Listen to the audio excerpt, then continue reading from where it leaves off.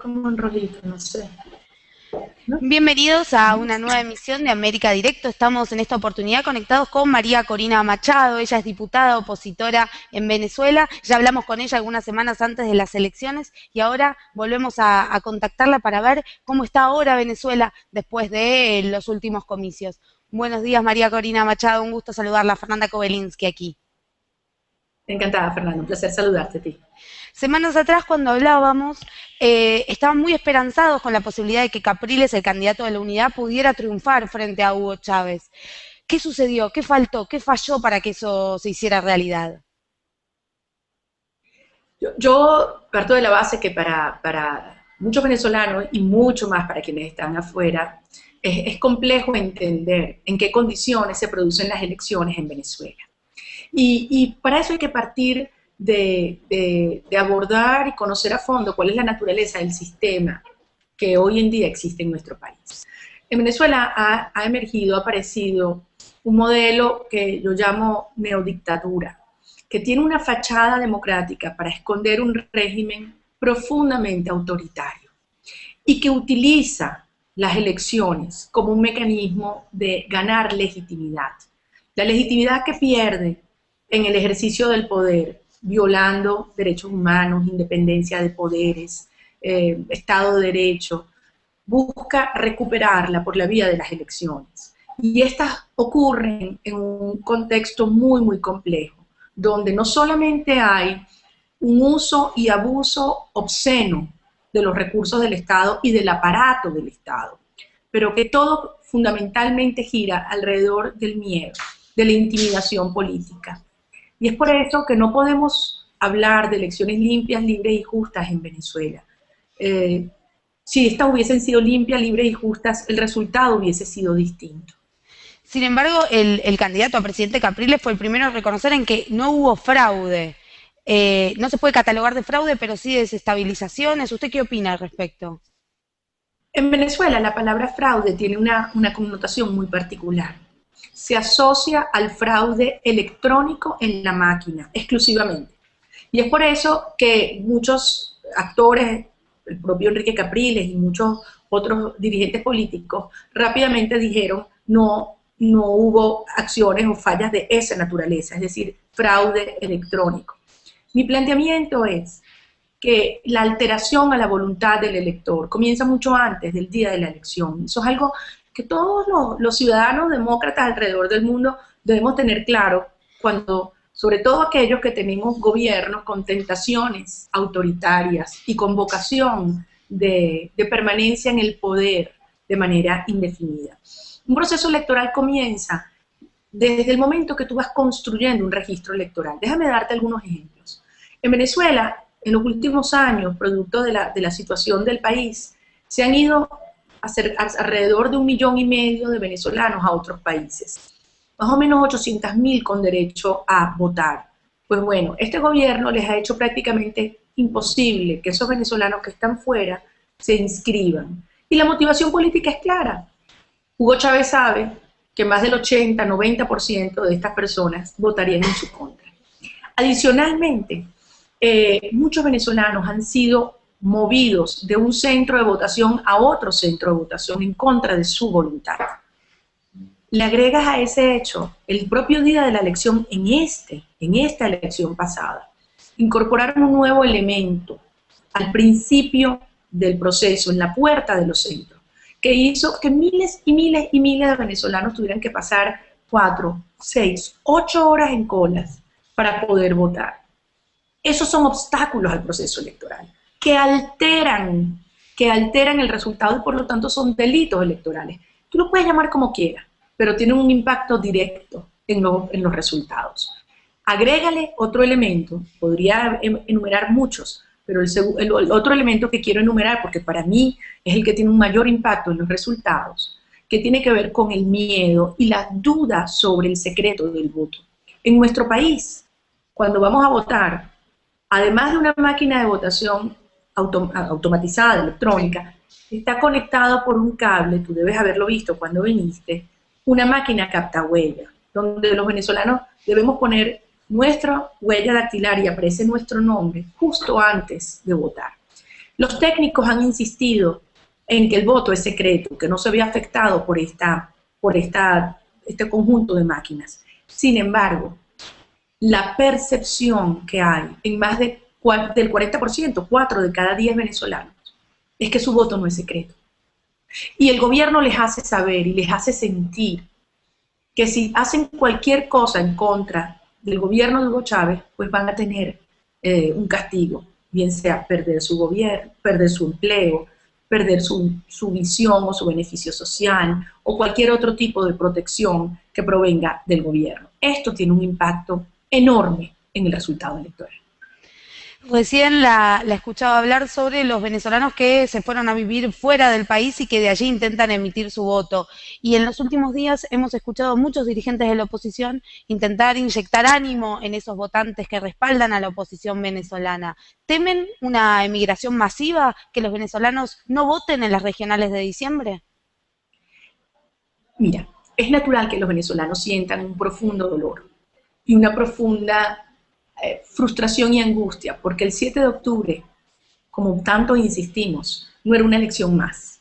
Fue una lucha existencial por los valores en los que creemos la mayoría de los venezolanos.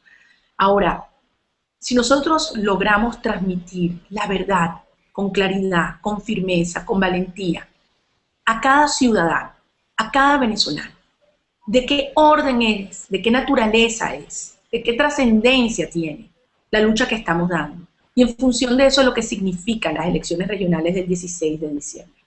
Hugo Chávez ha dicho, y sus seguidores, sus funcionarios, los miembros de su partido socialista, que a partir del 7 de octubre ellos quieren interpretar como un mandato la imposición de su socialismo chavista hasta niveles no reversibles. Incluso han llegado a decir en la Asamblea Nacional el vicepresidente, oye esto, que las minorías deben respetar a las mayorías. Vaya interpretación de la democracia que tiene el chavismo. Por eso es que el 16 de diciembre no es solo la elección de representantes más eficientes o más competentes o más honestos. Se trata de la defensa de la nación, de la nación democrática. El Estado comunal que Hugo Chávez quiere imponer a la fuerza parte de la destrucción, de socavar estas instancias de representación estatal y municipal. Ya le ha ido quitando competencias, le ha ido quitando responsabilidades. Ahora quiere terminar de aniquilarlas para que sea una sola voz y un solo poder desde Miraflores quien decide todo lo que el venezolano hace. Y es por eso que nuestra lucha ahora adquiere un nuevo nivel. Yo digo que esta es la gran lucha, que incluye la acción y el trabajo a nivel electoral para defender nuestro derecho a elegir, pero que incluye muchos otros planos de la lucha democrática para defender nuestros otros derechos de vivir en democracia y libertad. ¿Cómo han modificado su estrategia de cara a las elecciones de diciembre para poder capitalizar esos 6 millones de votos que fueron muchísimos en las últimas elecciones presidenciales? Yo creo que el elemento esencial lo refería antes, y es plantear la verdad, cruda, descarnada, por dura que sea. Llamar las cosas por su nombre. Entender cuál es la naturaleza de este régimen. El problema no es un tema de tapar huecos o construir casas.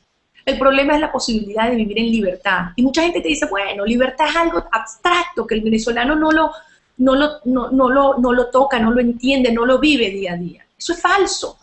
Ahora, Hugo Chávez pretende, a través de los consejos estudiantiles, meterse en cada escuela, para que cada venezolano no pueda decidir qué estudia su hijo, sino que sea insertarle, implantarle la ideología socialista, chavista, desde los primeros años. La libertad es la defensa al trabajo, a trabajar en lo que tú quieras. Dedicarte a una actividad que más te gusta sin que tengas el gobierno diciéndote qué tienes que hacer o de qué color vestirte. La libertad es propiedad. Acaba de nombrar nuevamente como ministro de Agricultura al hombre que encarnó las expropiaciones arbitrarias y el robo que la misma conllevó en nuestro país. De modo que hay que decir la verdad y convocar a esta lucha, diciendo, estos son los obstáculos, el proceso no está bien y lo sabemos. Y los venezolanos en las zonas más rurales y más pobres son los que mejor lo padecen y lo mejor lo conocen. Entonces es interpretar estas luchas, acompañarlas con determinación, con rebeldía, con audacia, con coraje, y eso nos sobra a los venezolanos. Y ese es el nuevo tenor de las luchas que tenemos que dar. Estamos hablando con Corina Machado, ella es diputada venezolana aquí en Contacto con América Directo.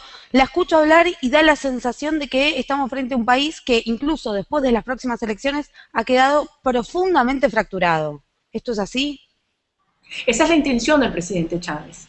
Cuando vemos cómo buscan permanecer estos regímenes en el poder, parten precisamente de dividir, de confrontar a la sociedad, plantean la lucha de clases, y la recuerdan, insisten en ella todos los días, pero plantean una división racial, una división religiosa, una división con base a la ocupación de los distintos venezolanos. Y esto es totalmente contrario a nuestra historia. Los venezolanos durante décadas hemos ido construyendo tejidos sociales que permiten un gran ascenso y superación. Han habido muchísimas fallas. Sin lugar a duda, Venezuela hace 14 años, cuando llegó Chávez, exigía, clamaba por una transformación profunda. Y afincada en esa necesidad de cambio, el presidente Chávez inició un proceso de destrucción institucional atacando a los valores. Y ahora lo que quiere es atacar y dividir a la familia venezolana. Pero no lo ha logrado, Fernanda. Y mucha gente dice, pero tiene un gran apoyo. Un momento, ¿por qué no pensamos en lo que ha sido América Latina en estos últimos años? La presidenta Bachelet dejó el poder con 85% de apoyo, presidente Lula con 83%, presidente Uribe con 84%. Es decir, presidentes que han actuado democráticamente sin abuso de recursos, sin abuso del poder, sin control de los medios, con sus distintos planteamientos e ideas, y han dejado el país con un gran respeto y un gran aprecio de los ciudadanos de uno y otro lado, aunque no compartan o no militen en sus partidos. Presidente Chávez, callando a los medios, utilizando todo el recurso para proyectar y hacer una propaganda sin precedentes, poniéndonos 53 horas de cadena en la campaña electoral versus los 3 minutos diarios que tenía Enrique Capriles. Y no ha logrado doblegar a la mayoría del país, que simplemente queremos una Venezuela distinta, que no queremos esos valores de división, de pobreza, de corrupción. Así que hay que tener mucho cuidado, y yo creo que la comunidad internacional debe profundizar en su análisis de lo que ocurrió en Venezuela. Es muy fácil pasar la página y es muy fácil comprar la interpretación que hace Hugo Chávez y sus aliados de lo que ocurrió el 7 de octubre, pero esa no es la realidad. ¿Y por qué, hablemos de América Latina, por qué gobiernos como el de Cristina Fernández de Kirchner en Argentina o el de Dilma Rousseff en Brasil festejaron el triunfo de Hugo Chávez entonces? Yo creo que hay muchas razones y son razones diversas.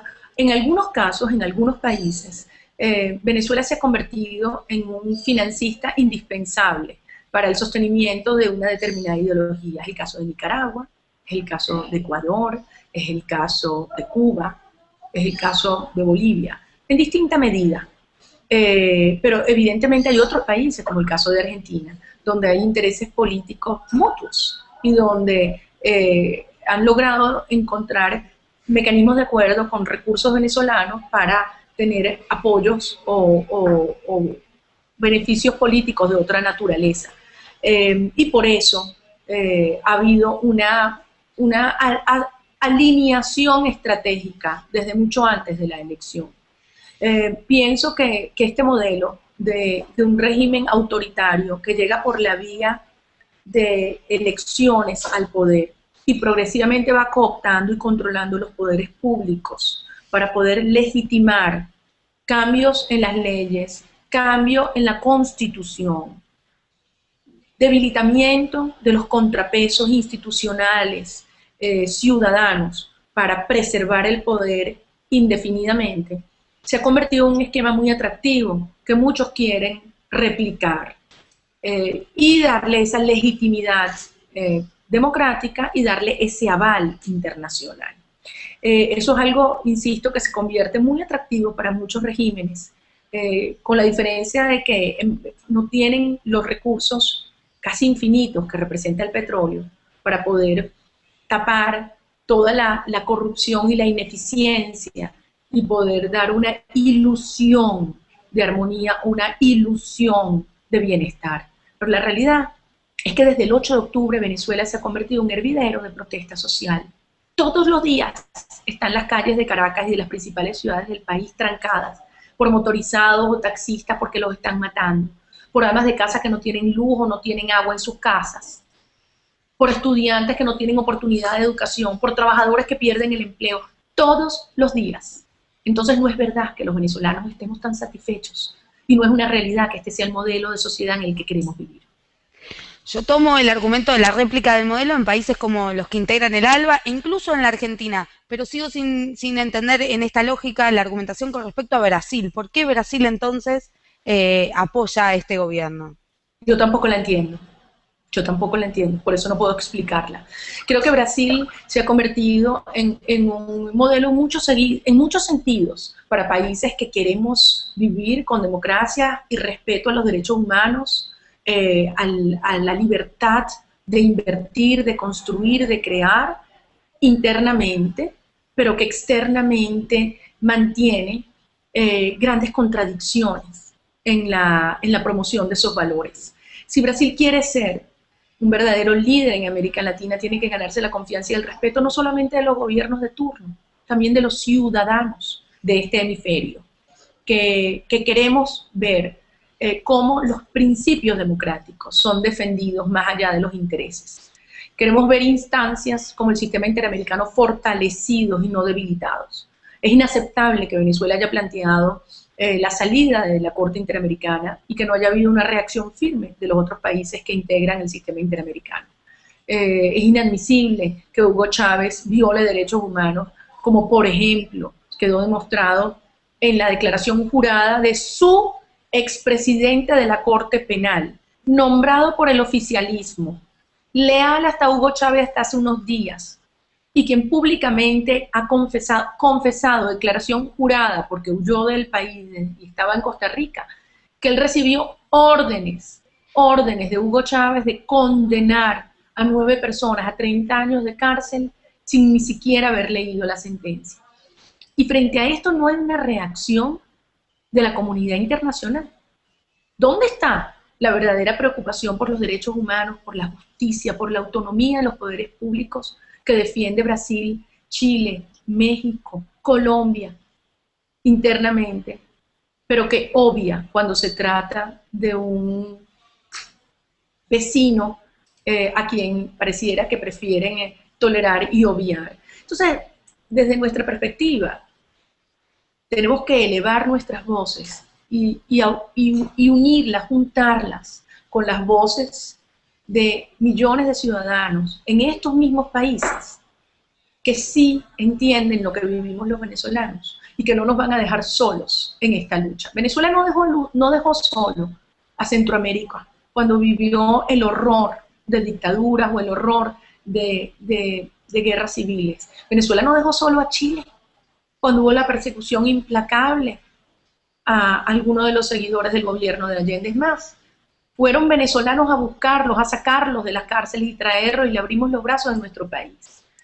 Sentimos a veces que América Latina nos da la espalda, aunque sabemos muy bien que esta es nuestra lucha y nuestra responsabilidad. Pero necesitamos este apoyo moral y esta conciencia en sus países para que a estos gobiernos les sea más costoso avalar los abusos que se cometen en la democracia en nuestro país.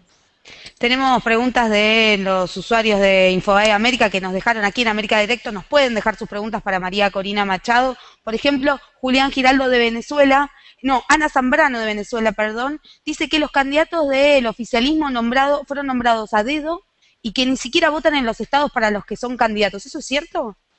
Imagínate tú. Los candidatos a las gobernaciones y a las alcaldías de la unidad fueron electos en primarias donde yo también competí a la presidencia, como tú sabes. Son hombres y mujeres que lucharon exponiendo sus puntos de vista contra otros candidatos, contra otras expresiones. Y la mayoría de los ciudadanos decidió quiénes eran. Y esos son nuestros representantes. El presidente de la República esperó al 7 de octubre para decidir él quién iba en cada lugar. 6 de esos 24 gobernadores efectivamente ni siquiera estaban inscritos para votar en ese estado. Lo trajeron de un lado y lo pusieron allí como un comodín. Ni hablar en su trayectoria, muchos de ellos con profundas vinculaciones a organizaciones irregulares de nuestro país y de otros países. Hombres que en muchos casos ni siquiera han vivido los años reglamentarios por las constituciones de cada uno de los estados. Debemos recordar que las condiciones formales para poder ser gobernador en Venezuela las establece la gobernación, la constitución de cada estado. Tenemos 24 constituciones, 23 constituciones más la del Distrito Capital. De modo que en algunos de estos casos, como la de la gobernación de Aragua, no se cumple el requisito establecido de la permanencia, de la gobernación de Anzoátegui, quise decir, de la vida, por lo menos haber vivido 4 años en ese estado. Ese es el nivel de la farsa que estamos enfrentando. Y tú podrás decir, bueno, pero esos son formalismos. No, esta es la forma como Hugo Chávez viola la ley a su antojo, ni siquiera la que es obvia y evidente, como la que plantea esta persona que nos escribe. Recién la escuchaba hablar y pensaba en el llamado telefónico de Hugo Chávez a Capriles después de las elecciones, y en esta pregunta anterior que hablábamos de la fractura de la sociedad venezolana. ¿No hay nadie dentro del chavismo con quien la oposición pueda dialogar? Óyeme una cosa, nadie dentro del chavismo se atreve a hacer nada que no le ordene Hugo Chávez. Yo te puedo decir, yo en la Asamblea Nacional convivo con muchos hombres y mujeres que yo sé que respetan lo que yo digo. Es más, te voy a confesar lo que uno me dijo en una oportunidad. Salíamos a tomarnos un café en un receso y me acerqué a él a conversar, un diputado oficialista, y me dice: ay, María Corina, cada vez que tú hablas me metes en un problema. Y yo digo, ¿cómo es eso? Dice, sí, porque llego a mi casa y mi esposa me dice, ella tiene razón en lo que dijo y ustedes le contestaron y le agredieron. Es decir, muchos de ellos saben el nivel de destrucción, de corrupción, de decadencia que este régimen ha provocado en Venezuela, pero no se atreven a decir una palabra. De modo que estas señales de diálogo que el presidente ofrece no es la primera vez. ¿Cuántas veces Hugo Chávez ha dicho, sí, vamos a dialogar? ¿Pero qué significa diálogo para Chávez? Yo hablo y tú asientes. Eso es diálogo para el presidente. Así que está muy equivocado si cree que nosotros vamos a dejarnos confundir con este planteamiento. Si el presidente quiere diálogo, yo le digo 5 cosas. Presidente, demuestra que el diálogo no es palabras sino acciones. 1, libere los presos políticos, permita que los exiliados vuelvan. 2, respete las atribuciones, competencias y recursos de las gobernaciones y alcaldías que establece nuestra Constitución. 3, para de una vez las expropiaciones. Respete la propiedad de la gente, grande, chiquita, mediana. La propiedad es una sola. 4, cambie el discurso. ¿Cómo es posible que nos sigan ofendiendo y humillando? Simplemente porque disentimos. Demuestre que efectivamente hay una vocación de respeto. Y 5, permite que la Asamblea Nacional, donde yo trabajo, sea un espacio de representación plural y no la imposición a la fuerza de una visión comunista que no comparte la mayoría del país. ¿Está paralizada la Asamblea? ¿Pueden trabajar? ¿Pueden sacar leyes? ¿O prácticamente están vetados cualquier propuesta que tengan ustedes? Bueno, debemos recordar que la labor de un parlamento moderno no es solamente la labor legislativa, eso es parte. Yo considero que la labor más importante es la labor contralora de todos los demás poderes públicos, empezando por el propio presidente de la República. En materia legislativa, la mayoría de las leyes que se han planteado son leyes que buscan imponer una visión, una ideología, y que muchas veces son contrarias a la propia Constitución. De modo que nuestro trabajo es combatir estas leyes, impedir que avancen. En materia contralora, la respuesta es absolutamente no. Cada vez que hemos planteado la interpelación de un ministro, la convocatoria a que exponga ante la Asamblea Nacional de algún funcionario público, es inmediatamente rechazado, inmediatamente negado. De modo que nuestro trabajo es concebir a la Asamblea Nacional como una trinchera política, de lucha, de ser la voz de miles y miles, millones de venezolanos a quienes quieren callar, a quienes quieren doblegar. Pero nuestro trabajo no es solamente dentro de la Asamblea Nacional. Nuestro trabajo es acompañar la lucha ciudadana en cada rincón de este país. La de las niñas que son obligadas a hacer actividades contrarias a lo que quieren sus padres. Pero si eso se denuncia, entonces somos nosotros los culpables y los agresores. La de las madres que son, por ejemplo, madres trabajadoras, madres procesadoras, a las que el gobierno les paga. Mira, son 20 bolívares diarios. Eso es menos de $1. Menos de $1. Mentira, $2 diarios, $2 diarios. Porque la verdad es que con estos dólares que existen en Venezuela entre el paralelo y el oficial nadie sabe. Le pagan $2 diarios y el gobierno ni siquiera las reconoce como empleadas públicas y no le dan ningún tipo de beneficio. Entonces, esa es la lucha social, esa es la justicia social en la que cree el gobierno. En nombre de los pobres se ha empobrecido a una sociedad material y espiritualmente, Fernanda. Sabemos, diputada, que está apurada, pero seguramente nos va a poder contestar algunas preguntitas más que tenemos de los usuarios de Infobae América, que aquí entraron a América Directo y dejaron sus consultas. Por ejemplo, tenemos una de Luis de Argentina que pregunta, ¿cómo ve desde Venezuela que Argentina copia el modelo chavista? Hay sectores que quieren reelección eterna de Cristina, ya expropiaron YPF y ahora aprueban la expropiación de terrenos que no tengan construcción. ¿Cómo nos liberamos de estos modelos anticonstitucionales? Pregunta Luis desde Argentina. Mira, Luis, hace 14 años los venezolanos decíamos que era imposible que a la democracia más estable, continua de América Latina como la nuestra pudiera presentársele una amenaza de esta manera, que era imposible que se impusiera una neodictadura en nuestro país. Yo quisiera que para todos los latinoamericanos, y más allá de América Latina, la experiencia venezolana sirva como una alerta. La democracia y la libertad no se hereda, se conquista cada día por cada generación. Y para eso hay que defender las instituciones, y para eso hay que crear cultura ciudadana. Y para eso hay que entender que como ciudadanos tenemos derechos y tenemos deberes, y tenerlos claros y fomentarlos en nuestros hijos. Y para eso hay que tener la valentía para enfrentar a cualquier desviación de un gobierno de turno, por pequeña que sea. No subestimarla, no minimizarla.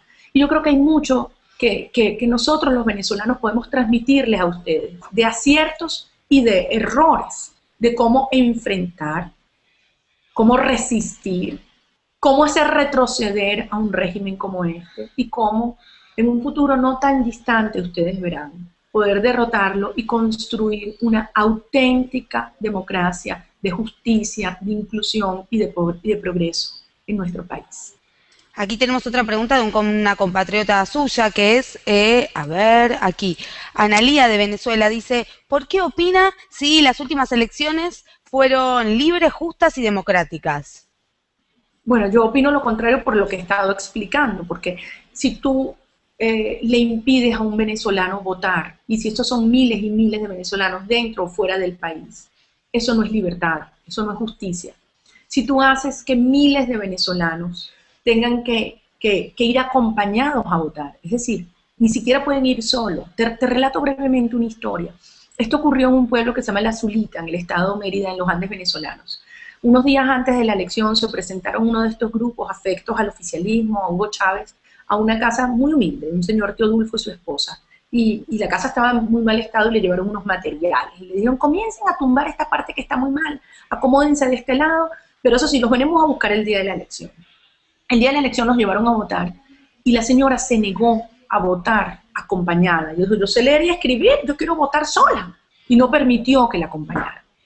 Días después de la elección se presentaron en su casa y ¿saben lo que hicieron? Se llevaron los materiales.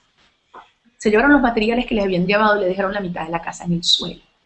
Hay muchas personas que sí sucumbieron ante esta amenaza, ante esta presión. Esto es real, esto es tangible.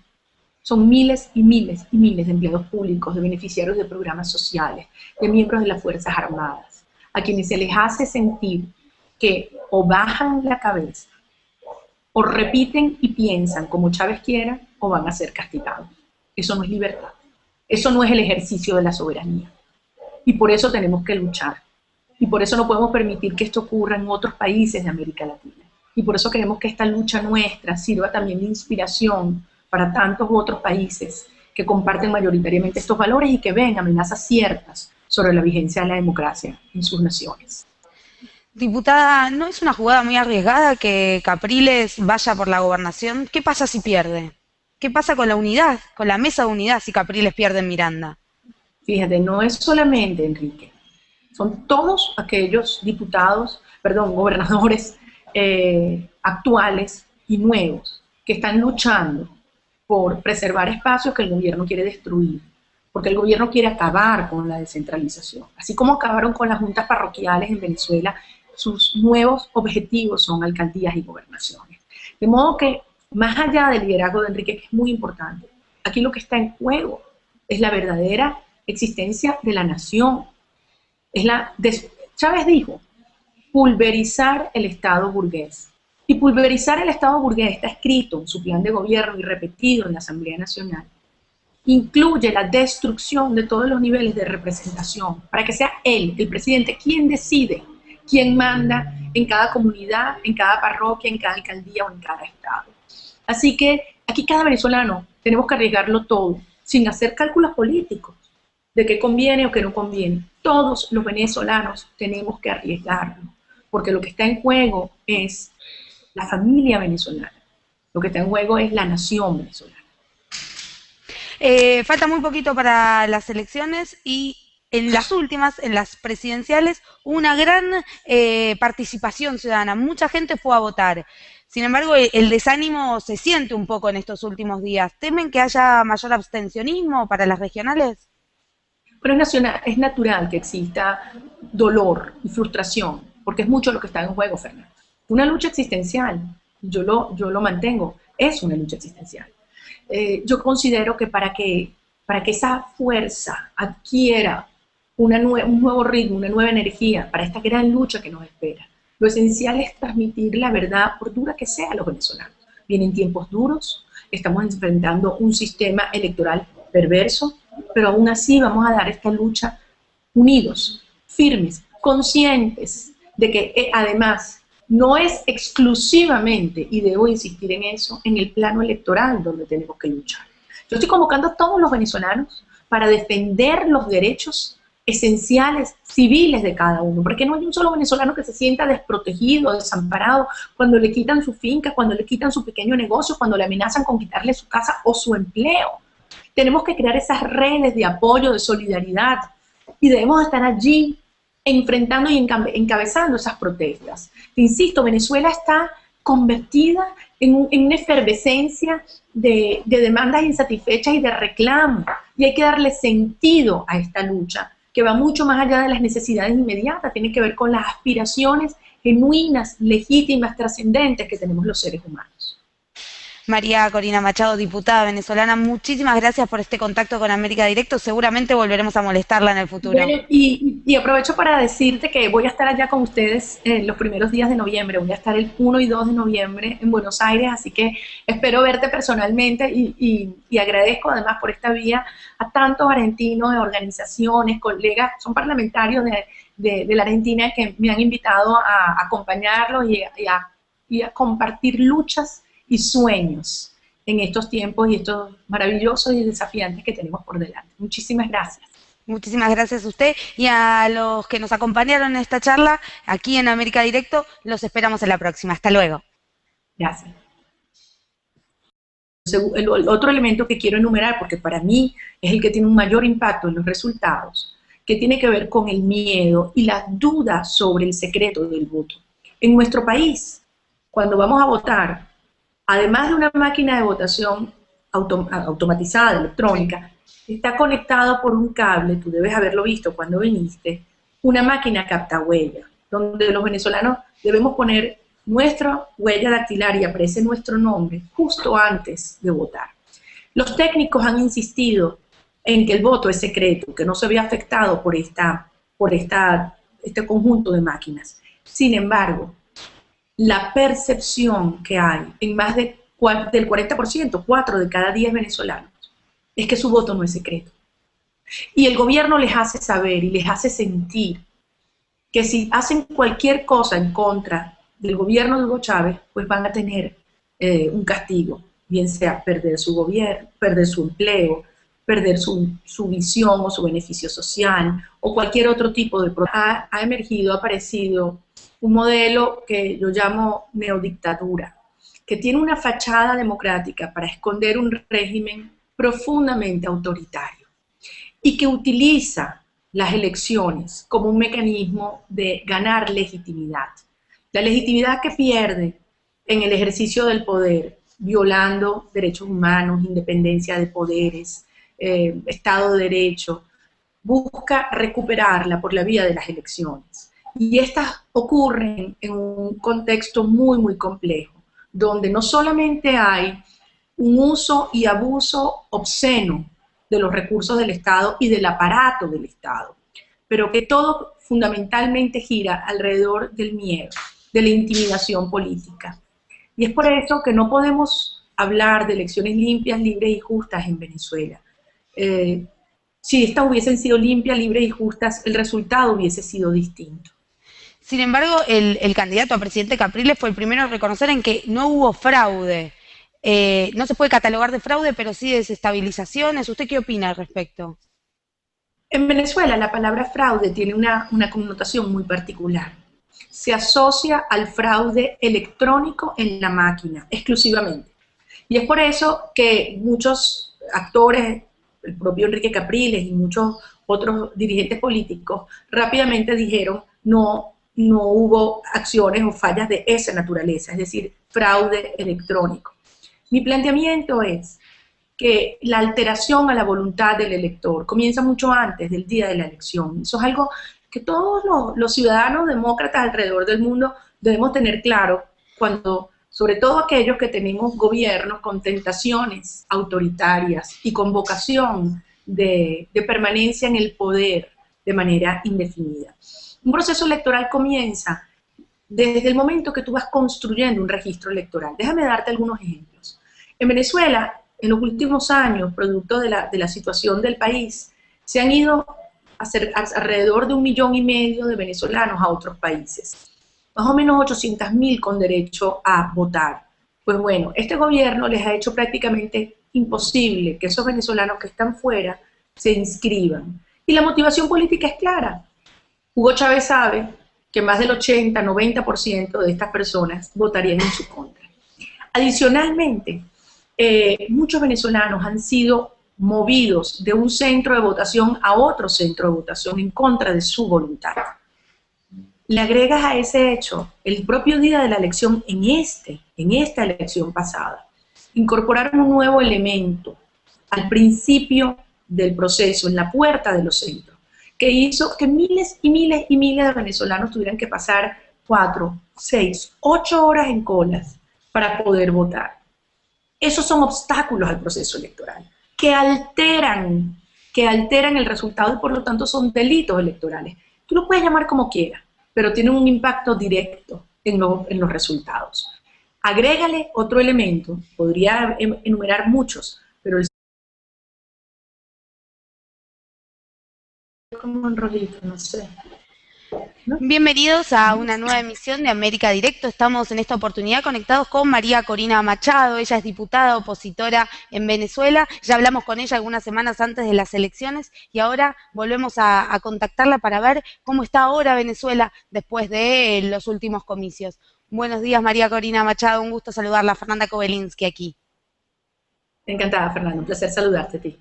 Semanas atrás, cuando hablábamos, estaban muy esperanzados con la posibilidad de que Capriles, el candidato de la Unidad, pudiera triunfar frente a Hugo Chávez. ¿Qué sucedió? ¿Qué faltó? ¿Qué falló para que eso se hiciera realidad? Yo parto de la base que para muchos venezolanos y mucho más para quienes están afuera, es complejo entender en qué condiciones se producen las elecciones en Venezuela. Y para eso hay que partir de abordar y conocer a fondo cuál es la naturaleza del sistema que hoy en día existe en nuestro país. En Venezuela